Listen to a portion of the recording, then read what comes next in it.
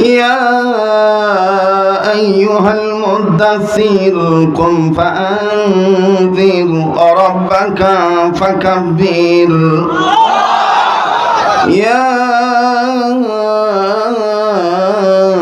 أيها المدثر قم فأنذر ربك فكبر বাহর দিন ওয়া বাহর দুনিয়া বাহর নাম আল্লাহ আল্লাহ কর দবায়দ ওয়াসসালাম अल्लाह अल्लाह क्या मुबारक नाम है अल्लाह अल्लाह मोमिनों का काम है ओ रब्बका फकब्बिर अल्लाह अल्लाह बोलते बोलते नबीर प्रेमे चलते चलते अल्लाह अल्लाह बोलते बोलते नबीर प्रेमे चलते चलते मरण जेन হয় আমাদের মরণ যেন হয় হকের পক্ষে মরতে রাজি আছি না নাই ইমানদাররা ইমানের সহিত আল্লাহকে ভয় করার মতন ভয় করবে, যেমনটি ভয় করা দরকার এমনটি ভয় করবে, পাশাপাশি সত্যিকারের মুসলমান না হয়ে মৃত্যুবরণ করতে পারবেন না। নির্দেশ কার? যারা বলেন কার? ইয়া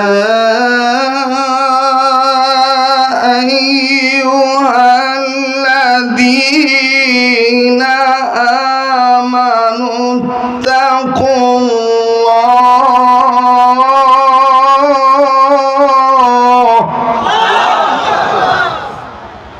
حق تقاته ولا تموتن إلا وأنتم مسلمون এ কথা কার? মুমিনদের সামনে কোরআন তেলাওয়াত করলে মুমিনদের ঈমান বাড়ে না কমে? হ্যাঁ, এই দলিল কোরআনে আছে না নাই? ইন্নামাল মুমিনুনা আল্লাযীনা ইযা যুকিরাল্লাহু ওয়াজিলাত কুলুবুহুম وإذا تليت عليهم آياته زادتهم إيمانا وعلى ربهم يتوكلون মুমিনদের সামনে যখন কোরআন তেলাওয়াত করা হয় মুমিনদের দিল আল্লাহর ভয়ে নড়ে ওঠে, তাদের কাছে থেকে ঈমান বেড়ে যায়। কেন? এই মুমিনেরা সর্বাবস্থায় কার উপর ভরসা করে? তাইলে আল্লাহর পক্ষে গাইতে কোনো সমস্যা আছে? কথা কয় না, সমস্যা আছে? তো আওয়াজ দিয়ে বলেন না, আমাদের মরণ যেন হয়, আমাদের হকের পক্ষে, ন্যায়ের পক্ষে, দেশপ্রেমের পক্ষে ঈমান। আমার ভাইরা মরণতে রাজি আছি, জীবন দিতে রাজি আছি, ঈমান দিতে রাজি নাই, ঠিক কিনা?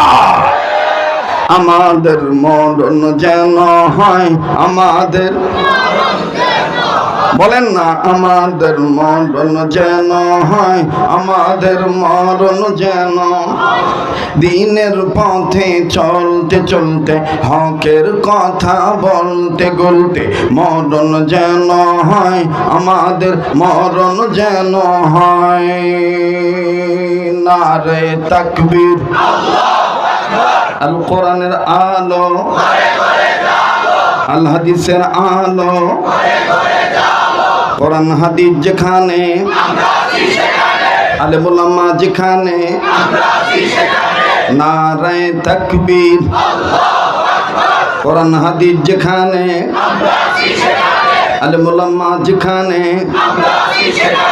আল্লাহ আল্লাহ বলতে বলতে নবীর প্রেমে চলতে চলতে মরণ যেন হয়, আমাদের মরণ যেন, মাশাআল্লাহ বলেন, আমাদের মরণ যেন হয়, আমাদের দিনের পথে চলতে গিয়ে হকের কথা বলতে গিয়ে মরণ কালে কালমা যেন নসিব হয় আমাদের, মরণ যেন হয় আমাদের। জোরে কোন মারহাবা, আরো জোরে কোন মাশাআল্লাহ। ও রাধানগর ব্যাপারী পাড়া এলাকার বাবারা ভাইনা, তোমরা মনে হয় এমন বাপমার সন্তান, তোমাদের বাবা মা, তোমাদের মা তোমাদের গর্ভে নিয়ে কোরআন তেলাওয়াত করেছিল, নবীর প্রতি দুরূদ পড়েছিল, সেই নেক আমলের বরকতে মহান আল্লাহর দয়ায় তোমরা হক্কানি আলেমদের মজমা মিলাইছো, বেহেশতের বাগান সাজাইছো। আল্লাহ পাক তোমাদের হায়াতের মধ্যে বরকত যদি মহাব্বতের নজরে তাকায়, আল্লাহ রব্বুল আলামিন তার আমলনামায় অসংখ্য নেকি লিখে দেন, এমনকি গুনাহ মাফ করে দেন। আমার রাসূল আরবি আরো বলেছেন, কোন ছেলে মেয়ে যদি মার চেহারার দিকে মহাব্বতের নজরে তাকায়, আমার আল্লাহ ওই বান্দা বান্দির আমলনামায়, ওই ছেলে মেয়ের আমলনামায় কবুল হজের সওয়াব লিখে দেন। মুসলমান বন্ধুরে, মায়ের চেহারার দিকে তাকাইলে আল্লাহ রাব্বুল আমিন অসংখ্য নেকি দান করে দেন, গুনাহ মাফ করে দেন। রাসূল আরবি বলেছেন, আল্লাহ সন্তানদের আমলনামায়, ছেলের আমলনামায়, সন্তানদের আমলনামায় কবুল হজের সওয়াব লিখে দেন। এখন আমি আপনাদের কাছে জিজ্ঞাসা করতে চাই, বলেন তো দেখি আমার ভাইরা, মায়ের দোয়ার বরকত আছে না নাই? আবার বলেন আছে না নাই? বাজানো আমার নবী হাবিবি কিবরিয়া মুহাম্মদুর রাসূলুল্লাহ সাল্লাল্লাহু আলাইহি সাল্লাম বলেছেন, মায়ের দোয়া সন্তানের জন্য এত বেশি বরকত, সন্তানের জন্য মায়ের দোয়া নবীর চাইতেও বরকত বেশি। আপন সন্তানের জন্য মায়ের দোয়ার বরকত আছে না নাই? যাদের অন্তরে মা বাবার ভালোবাসা আছে, আওয়াজ দিয়া বলো আছে না নাই? আরে যুবক বন্ধু, কোন মায়ের তুমি আমি বুড়ি কুইয়া গালি দেই, কোন বাবারে তুমি আমি বুড়া কইয়া গালি দেই? দুনিয়ায় যাদের বাবা নাই, দুনিয়ায় যাদের মা নাই, তাদের মতন বড় দুঃখী, বড় অভাবী আর কেউ নাই। মা বাপ এত বড় একটা নিয়ামত। আমার বন্ধুরে, জগৎ ঘুরবেন আল্লাহ এবং আল্লাহর নবীর পরে, আমার আপনার জন্য আপন মা বাবার মতন আর কোন পুরুষ মহিলা পাবেন না। দাঁত থাকতে দাঁতের মর্ম বোঝা যায় না, দাঁত পড়িয়ে গেলেই বোঝা যায় দাঁতের কি মর্ম ছিল। 2-3 মিনিটে আমি সংক্ষেপে আপনাদেরকে একটা আলোচনা শোনায় দিই। ইমানের দাবিতে সত্যবাদী হইলি আমার বন্ধুগণ, আল্লাহ রব্বুল আমিন যে মদত করেন, আল্লাহ যে সাহায্য করেন, টাকা না থাকলেও আল্লাহ টাকার ব্যবস্থা করে দেয়। আমার বন্ধুগণ, অসুস্থ থাকলে আল্লাহ শেফা দান করেন। মুসলমান ভাই দেখেন কেমন করে করেন, আমি আপনাদের কাছে একটু বয়ান করে শুনে দিয়ে যাই। উম্মতের উলামায়ে কেরামগণ এই জায়গায় বসে আছেন, মায়ের দোয়ার বরকত যে দেখেন নবীর চাইতে বেশি। আমার বন্ধুগণ, আলেমদের চাইতে মা বাবার দোয়ার বরকত সন্তানের ক্ষেত্রে বেশি। তার বাস্তব বয়ান হলো, বাজানো আমার নবীজি একজন ঘনিষ্ঠ খাদেম, তার নাম হলো হযরত আনাস রাদিয়াল্লাহু তাআলা আনহু। হযরত আনাস রাদিয়াল্লাহু তাআলা আনহুর যত নাম ছিলেন আমার বন্ধুগণ, তার মধ্যে স্বয়ং আল্লাহ পাক নিজে খুশি হইয়া তার হাবিবকে জিবরাইলের মাধ্যমে নাম উপহার দিয়েছেন হাবিবে রাসূল বলে, খাদেমে রাসূল বলে। সুবহানাল্লাহ। আমার ভাইরা, হাবিবে রাসূলের খাদেম আনাস, এই আনাসের নাম আল্লাহ আল্লাহ পাক নিজেই দিয়ে দিয়েছেন খাদেমে রাসূল বনিয়া।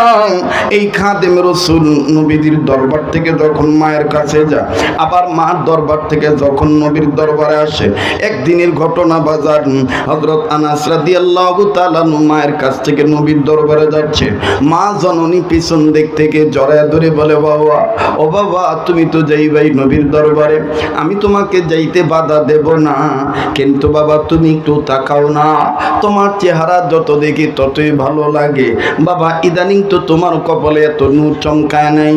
হযরত আনাস ডাক দিয়ে বলেন, মা গো, আমার নবী মুহাম্মদ সাল্লাল্লাহু আলাইহি সাল্লামের সাহাবতে যারা থাকবে তাদের গায়ে তাদের অঙ্গে মুহাম্মাদি নূরের আলো আল্লাহ দিয়ে দিবে। আরে বন্ধু, আপনারা জানেন এই তো কিছুদিন পূর্বে, 2-3 দিনও হয় নাই, আমার বন্ধুগণ, আমার ভাইরা, আমাদের মধুপুরী হযরতের একজন লখতে জিগার মুরিদ ছিলেন। আমার বন্ধুগণ, তিনি ইন্তেকাল করেছেন। আমার ভাইরা, তার চেহারার দিকে তাকাইলে মনে হবে সেম সেম আব্দুল হামিদ সাহেব, আর উনি মনে হয় একই। এটা হলো সহবতের বরকত। কিসের বরকত? জোরে কোন, কিসের বরকত? সহবতের বরকত। আল্লাহ পাক নিজে বলেছেন, তোমরা আমার রঙের রঙিন হও। সিবগাতুল্লাহি ওয়া মান আহসানু মিনাল্লাহি সিবগা ওয়া নাহনু লাহু আবিদুন।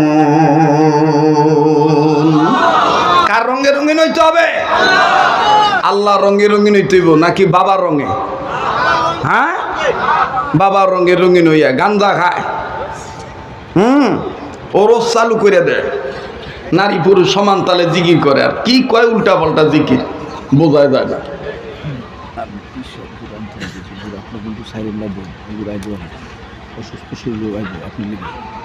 তাড়াতাড়ি আবার আমার মাইন কাছে ফেলায় আচ্ছা, কষ্ট হইতেছে আপনাদের? আল্লাহ কইছে, তোমরা যদি আমারে ডাকো তাইলে আমার সুন্দর সুন্দর নাম ধরে ডাক দাও। কোরআনে আছে না, আসমাউল হুসনা, আল্লাহু আকবার কোন, আসমাউল হুসনা। আমি কি বানিয়ে কবে নিছি না? কথা কয় না, কোরআনে আছে না নাই? আসমাউল হুসনা। তোমরা আমারে সুন্দর সুন্দর নাম ধরে ডাক দাও, আর ওরা ডাকে বাপের নাম দিয়া। দয়াল খাজা আইলা গানা ও বাবা বাবা, প্রাণের মন জিন্দা বাবা।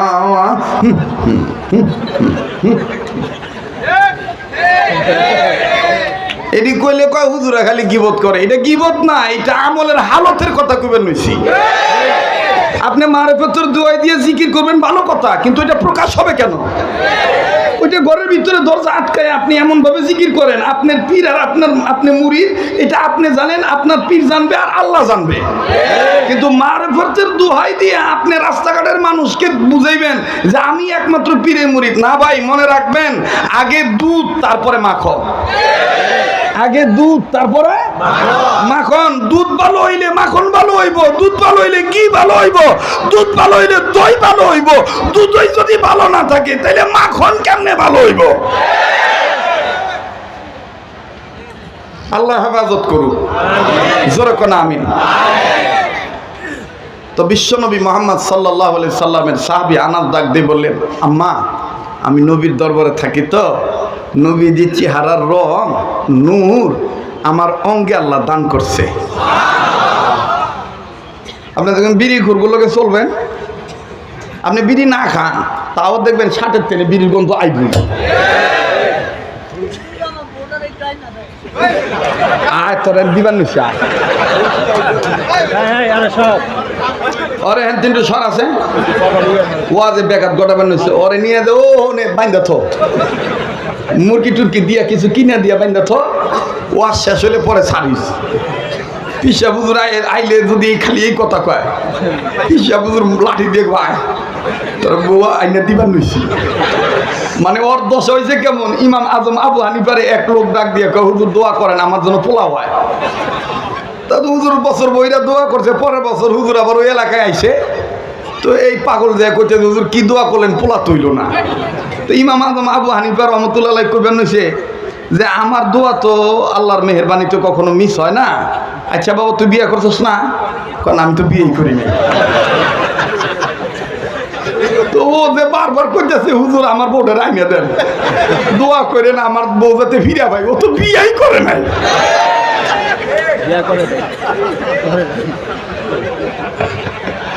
রাগ করতেছে না?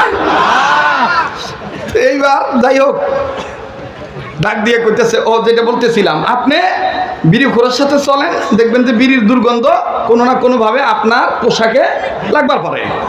কিন্তু যদি আপনি আতর নাও কিনেন, আপনি আতরের দোকান দিয়ে খালি ঘুরে আসেন, দেখবেন যে আপনার শরীর থেকে আতরের খুশবু আসবে। কথা বলেন ঠিক কিনা? তো হযরত আনাস বলতেছেন, মা গো আমি নবীর দরবারে থাকি, তো নবীজির চেহারার নূর, বতনের নূর, অঙ্গ প্রত্যঙ্গের নূর সবতে থাকার কারণে আমার গায়ে আইসা পড়ছে। সুবহানাল্লাহ। তো বিশ্ব নবী মুহাম্মদ সাল্লাল্লাহু আলাইহি সাল্লামের সাহাবী খাদেম আনাসকে তার মা ডাক দিয়ে বলতেছেন, বাবা তুমি তাইলে আবার কবে আসবা?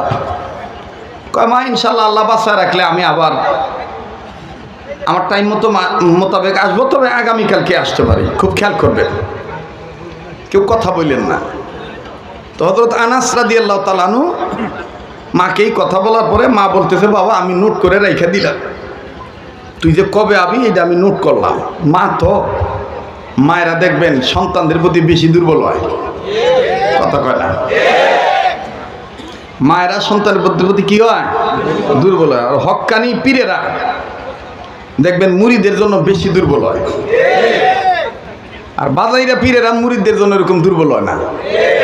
বাজাইরা পীরেরা হইলো যেই মুরিদ, যে বাজাইরা পীরেরা যত হাদিয়া দিব ওর নামটা চার্জশিটে দেখবেন ভালো করে তুলে রাখবো। সোলেমান খান সিরাজদি খানে, সোলেমান খান আমার বহু টেহা দেয়, কোটি কোটি টেহা দেয়, আমার রসে 10টা মুসনি আহে, কথা কয় না? আর হক্কানি পীরেরা কোন মুরিদ সবচাইতে দুর্বল, নামাজ পড়তে গাফেল, দাড়ি কাটে, ওই মুরিদের জন্য শেষ রাত্রে আল্লাহর কুদরতি কদম ধরে কান্নাকাটি করে। হক্কানি পীরেরা হাদিয়া কম চায়, আল্লাহর গোলামি বেশি দেখতে চায়। কথা বলেন ঠিক কিনা? মোহতারাম হাজিরিন, তো হযরত আনাস রাদিয়াল্লাহু তাআলা আনহু ডাক দিয়ে বলতেছেন, মা আমি আসবো ইনশাআল্লাহ, আল্লাহর হুকুম মোতাবেক আমি চলে আসবো। মা সুন্দর করে লিস্ট করে রাখছে, নোট করে রাখছে, আগামীকালকে আসবে। লম্বা কথা সংক্ষেপ করে দিলাম। পরের দিন ঠিক টাইম মোতাবেক মা ঘরের দরজার তাঁবুর কাছে দাঁড়ায় আছে, এই পর্দা সরায় দাঁড়ায় আছে যে আনাস আসবে, সন্তান আসবে, সন্তানদের দেখব।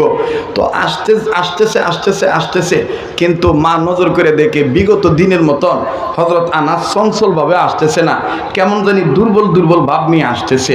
আর চোখের নিচে কালো দাগ পড়ে গেছে, মুখ এই গাল ভিতরে চলে গেছে, এই জীর্ণশীর্ণ অবস্থা, পেটটা পিঠের সাথে লেগে গেছে, আর বারবার জানি কেমন জানি পেট হাতাইতেছে। ভালো মানুষ পেটের মধ্যে হাত দেয়। হযরত আনাস রাদিয়াল্লাহু তাআলা আনহুর মা কইতেছে, আল্লাহ আমার পোলা কি খায় নাই? নবী কি না খাওয়ায় বিদায় দিছে না? নবী যদি খাওয়ায় বিদায় দিত তাহলে তো আমার পোলা এইভাবে দুর্বলভাবে আইতো না। মা তো নানান চিন্তা করতেছেন। তো এবার হযরত আনাস চলে আসছে কাছাকাছি। আল্লাহ রাসূল সাল্লাল্লাহু আলাইহি সাল্লামের সাহাবীর মাকে যখন সাহাবী আনাস সালাম দিলেন, মা সালামের জবাব দিলেন। জবাব দেওয়া মাত্রই পুত্র আনাসকে জিজ্ঞেস করে বলতেছে, বেটা তুমি কি খাও নাই? সাহাবী আনাস ডাক দিয়ে বলতেছেন, আল্লাহ আমার মা অন্যান্য দিন জিজ্ঞেস করে কেমন আছি, কি আশায় বিষয়, আইতে দেরি হয়েছে নাকি, কোনো কষ্ট হয়েছে নাকি, কিন্তু আজকে আমার মা ডাইরেক্ট জিজ্ঞেস করতেছে খাইছি কি খাই নাই। এখন আমি যদি কই খাই নাই, আমার মা তো মহিলা মানুষ, ফট করে নবীর উপর কথাটা নিয়ে দিব যে নবীর দরবার থেকে আইলো, অথচ নবী আমার পোলারে খাওয়ায় বিদায় দিল না। আল্লাহ এই কলিজা দিয়া, আল্লাহ তোমার আর তোমার নবীরে সবচাইতে বেশি ভালোবাসি, এরপরে মায়েরে বেশি ভালোবাসি, কিন্তু আল্লাহ আমি এখন জবাব দিতে পারবো না। যদি আমার মা আবার জিগায় তাহলে এমনভাবে জবাব দিব অন্তরে নবীর প্রেমও ঠিক থাকবে, মায়ের জবাবও ঠিক হবে। সুবহানাল্লাহ। এবার দ্বিতীয়বার জিজ্ঞেসে, বাবা তুমি কি খাও নাই? হযরতে আনাস রাদিয়াল্লাহু তাআলা আনহু কান্না মাখা কণ্ঠ নিয়া কাঁদো কাঁদো ভাব দেখাইয়া ডাক দিয়ে বলতেছেন, মা গো, নবী খাইলে আমি খাই, নবী না খাইলে আমি না খাইয়া থাকি। আমার ভাইরা, আমার বন্ধুরে, সাহাবী আনাসের মা ডাক দিয়ে কই, বেটা বুঝেছি নবী খায় নাই বিধায় তুমি না খেয়ে আসো। এখন তুমি বলো পুত্র আমার, তুমি বারবার পেটে হাত দিত তো কেন? আনাস ডাক দিয়ে বললেন, মা গো, দেখবা কেন আমি পেটে বারবার হাত দেই? নবী আমার, নবীদের সাহাবী আনাস ডাক দিয়ে বলে, মা গো, বারবার আমি কেন পেটে হাত দিই তুমি দেখবা নি মা? বলে, হ্যাঁ আমি দেখবো বাবা, কষ না তোর পেটে কি হয়েছি? হযরত আনাস রাদিয়াল্লাহু তাআলা ঘরের মধ্যে ঢুকলেন। ঘরের মধ্যে ঢোকার পরে আমার বন্ধুগণ যখন শুইলেন, আনাসের দেখাইতে হয় নাই, আনাস রাদিয়াল্লাহু তাআলা পেট থেকে পেটের চাদরটা যখন সরে গেল, হযরত আনাসের মা নজর করে দেখতে পান আনাসের পেটে ছোট ছোট পাথর বাঁধা। মায় কান্দা ডাক দিয়ে বললেন, বেটা তুমি এইভাবে পেটে পাথর বাঁধছো কেন? কি কারণ বলো না? আনাস কান্দার ডাক দিয়ে বললেন, মা আমি পেটে পাথর বেঁধেছি কারণ হলো আমি যখন নবীজির দরবার থেকে আসতেছিলাম, আসার পথে আমি নজর করে দেখতে পাইছি, ওগো মা আমি নজর করে দেখতে পাইছি আমার নবীজি পেটে ছোট্ট ছোট্ট পাথর বাঁধতেছে। আমি আমার এতিম নবীর কাছে যাইয়া ডাক দিয়ে বললাম, ইয়া রাসূলুল্লাহ আপনি পেটে পাথর বাঁধেন কেন? আমার নবী তখন চোখের পানি ছেড়ে দিয়ে বলছিলেন, আনাস রে, আজকে কয়েকদিন যাবত আমার বাড়িতে খাবার নাই, আমার বাড়ির চুলায় আগুন ধরে না, আমার পেটে কোনো খাদ্য নাই, ক্ষুধার যন্ত্রণা নিবারণের জন্য আমি গরম পেটের উপরে ঠান্ডা ঠান্ডা ছোট ছোট পাথর বাঁধতেছি। ওই মা আমার নবীর দেখা দেখি আমিও আসার পথে 3 রাস্তার মাথায় আমিও নবীজির অনুমতি ক্রমে ছোট্ট ছোট্ট পাথর বাঁধছি। আল্লাহ নবীর সাহাবীর মা এই কথা শোনার পরে ডাক দিয়ে বলতেছেন, আনাস রে, ও আনাস আমি বুঝতে পারছি আল্লাহ নবী ক্ষুধার্ত, তুমি জলদি করে যাও নবীকে দাওয়াত দিয়ে আসো, আমি নবীজিকে খানা খাওয়াবো। আনাস ডাক দিয়ে বলেন, মা গো কি আছে, কি খাওয়াইবেন? সাহাবীর মা ডাক দিয়ে বলতেছেন, বেটা যা আছে তাই খাওয়াবো, যাও তুমি নবীজিকে দাওয়াত দাও। আল্লাহ নবী সাহাবী আনাস চলে গেলেন নবীজিকে দাওয়াত দেওয়ার জন্য। ভিন্ন দিক দিয়ে পিছন দিকে যখন মুখ ফিরে তাকায়, আমার মা যে দাওয়াত দিল, মা কি খাওয়াইব আমার তো মাথায় ধরে না। আনাস নজর করে দেখতেছেন আনাসের মা, আনাস রাদিয়াল্লাহু তাআলা আনহুর মা ডাইন হাতের 2টা আঙ্গুল আকাশের দিকে উঁচু করে কার সাথে জানি কথা বলার ডাক দিয়ে বলে, আকাশের মালিক আল্লাহ, দুনিয়ার কেউ জানে না, জানুক না জানে, কিন্তু তুমি আল্লাহ জানো আমি 2 কারণে এতিম নবী মুহাম্মদ রে দাওয়াত দিছি। সাহাবী আনাস বলে, মালিক আল্লাহ,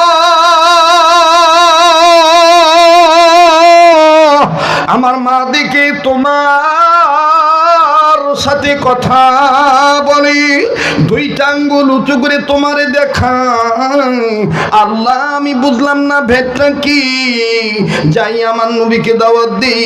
এইবার আনাস রাদিয়াল্লাহু তাআলা যখন নবীর দরবারে চলে গেছেন, আল্লাহ নবীকে উদ্দেশ্য করে আনাস রাদিয়াল্লাহু তাআলা বললেন, আসসালাতু ওয়াসসালামু আলাইকা ইয়া রাসূলুল্লাহ, আসসালাতু ওয়াসসালামু আলাইকা ইয়া হাবিবাল্লাহ। আল্লাহ নবী সালামের জবাব দিয়ে ডাক দিয়ে বললেন, ওগো আনাস, ইতিপূর্বে তুমি গিয়েছো, এত তাড়াতাড়ি আসো নাই, আজকে তুমি বাড়িতে গেলার জলদি জলদি তুমি চলে আসলা, বুঝলাম না। আনাস তুমি কেন এত তাড়াতাড়ি আসলা বলো না?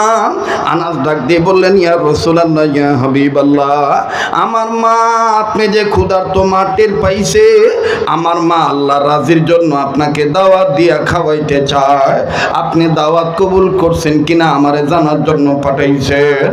আমার নবী বললেন, আনাস রে, তোমার মায়ের যে তুমি বলে দিও আমি তোমাদের আপনাদের বাড়ির দাওয়াত কবুল করেছি, কিন্তু শর্ত দিলাম দিনের বেলায় যাব না, রাত্রি বেলায় যাব। পূর্ণিমার চাঁদ ওঠার পরে আমি যাব। সুবহানাল্লাহ বলেন, আওয়াজ দিয়ে বলেন না সুবহানাল্লাহ। সাহাবী আনাস ডাক দিয়ে বলতেছেন, ইয়া রাসূলুল্লাহ, ইয়া হাবিবাল্লাহ, আমার সামনে কত ধনী, কত বড় লোক, কত গরিব আপনাকে দাওয়াত দিছে, কোনোদিন শর্ত লাগার নাই। আর আমি আপনার দরবারে খেদমত করি, আপনি আমাকে শর্ত দিলেন সন্ধ্যার পরে পূর্ণিমা চাঁদ ওঠার পরে যাইবেন। নবী আমার ডাক দিয়ে বলেন, আনাস রে, এটা তোমার মায়ের জিজ্ঞাসা কইরো, তোমার মাই কথার জবাব দিয়ে দিবে।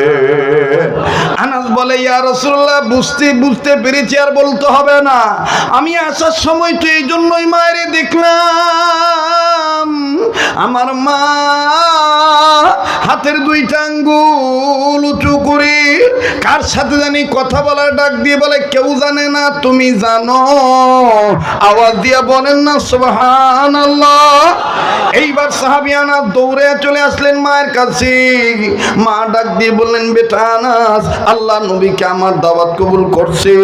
আনাস বললেন, মা গো, নবীজি দাওয়াত কবুল করছেন ঠিক, তবে নবীজি শর্ত দিচ্ছেন, নবী দিনের বেলায় আসবেন না, নবীজি রাত্রিবেলায় আসবেন। পূর্ণিমার চাঁদ ওঠার পরে আল্লাহ রসুল আমাদের বাড়িতে দাওয়াত খেতে আসবে। আনাসের মা ডাক দিয়ে বলেন, আনাস রে, আমার জানা মতে গায়বের মালিক আল্লাহ, গায়বের মালিক নবী হতে পারে না। তবে আমি এটাও জানি, যদি আল্লাহ দয়া করে নবীরে গায়েব জানায়, তাইলে নবীজি গায়েব জানতে পারেন, কেউ ধইরা রাখতে পারে না। আনাস রে, আমার মনের গোপন খবর নবীজি জানলো কেমনে, আমার মাথা ধরে না। আনাস বলে, মা গো, আল্লাহ হয়তো বা জানায় দিছে, বলস না মা, তোর মনের গোপন কি খবর রে মা? মা ডাক দিয়ে বলে, আনাস, আমি দুই কারণে নবীর দাওয়াত দিয়েছি। এক নম্বর কারণ হইল, দুনিয়ার কোন মা সন্তানের খালি পেট পছন্দ করে না, সন্তানের শুকনা মুখ দেখলে মার ভাল লাগে না। তাই আমি মা আল্লাহকে বলেছি, মালিক, নবীকে আমার বাড়িতে দাওয়াত দিতেছি, আমার বিশ্বাস তুমি নবীর দোয়া ফিরায় দিবা না। মুহাম্মদ রাসূল আরবি রাহমাতুল লিল আলামিন যখন তোমার দরবারে হাত তুলে আমার আনাসের জন্য দোয়া করবে, আল্লাহ তুমি অবশ্যই দোয়া কবুল করবা। তাই আনাস, আমি মনে মনে সিদ্ধান্ত নিয়েছি, আল্লাহ গো, আমার নবীকে আমি দাওয়াত দেব, তবে নবীজিকে বলবো, ইয়া রাসূলুল্লাহ, আপনি দোয়া করবেন আল্লাহ পাক যেন আমার আনাসকে ধনী বানিয়ে দেয়। আনাস, আল্লাহ নবী তোর জন্য ধনী হওয়ার জন্য দোয়া করবে, আল্লাহ পাক দোয়া কবুল করবে, তুই ধনী হইয়া যাবি। বলে, মা, দুই নম্বর কারণ কি বলেন না?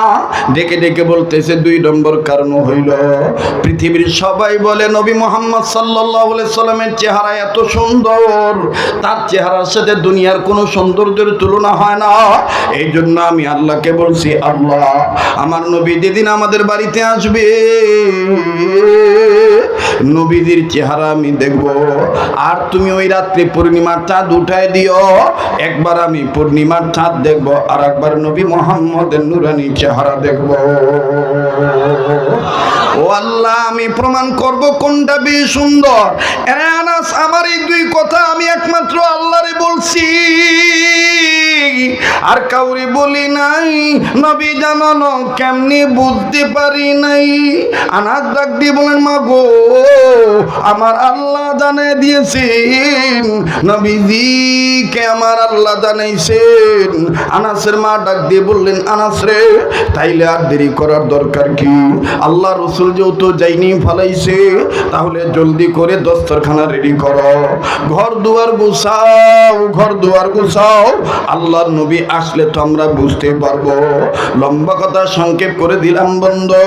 এবার যখন বিশ্বনবী সন্ধ্যার পরে পূর্ণিমার চাঁদ ওঠার পর আনাসের বাড়ির পানে যখন উদ্দেশ্য রওনা দিল, আনাস রাদিয়াল্লাহু তাআলা আনহু মায়ের ডাক দিয়ে বলতেছেন, মা গো, ওই যে ইতিম নবী আসতেছে দেখা যায়। সাহাবী আনাসের মা ডাক দিয়ে কয়, বাবা রে, আমার নবীজি আসতে এখনো অনেক দেরি হবে। ও বাবা, আনা এক নম্বর রেজাল্টটা খোলাসা করি, বাবা তুই আমার সামনে দাঁড়া, আমি তোর কাঁধের উপরে থুতুনিটা বাঁধাবো, তোর কল্লা ধরবো, গর্দান জড়ায় ধরবো, আর একবার পূর্ণিমার চাঁদ দেখবো। রসুল আরবি আস্তে আস্তে একবার পূর্ণিমার চাঁদ দেখবো, আবার নবীর চেহারা দেখবো, আবার নবীর চেহারা দেখবো, আবার পূর্ণিমার চাঁদ দেখবো, একবার ডাউন। আমি দেখতে দেখতে প্রমাণ করে ফেলবো কোনটা বেশি সুন্দর। আনাস বলে, মা তাইলে তুমি দেরি কইরো না, এই নাও আমি দাঁড়াইলাম। সাহাবী আনাস রাদিয়াল্লাহু তাআলা আনহুর সামনে দাঁড়াইলেন। সাহাবী আনাসের মা আনাসের এই কাঁধের উপরে থুতুনিটা রাখলেন, থুতুনিটা রাখি আমার বন্ধুগণ সুন্দর করে জড়ায় ধরলেন।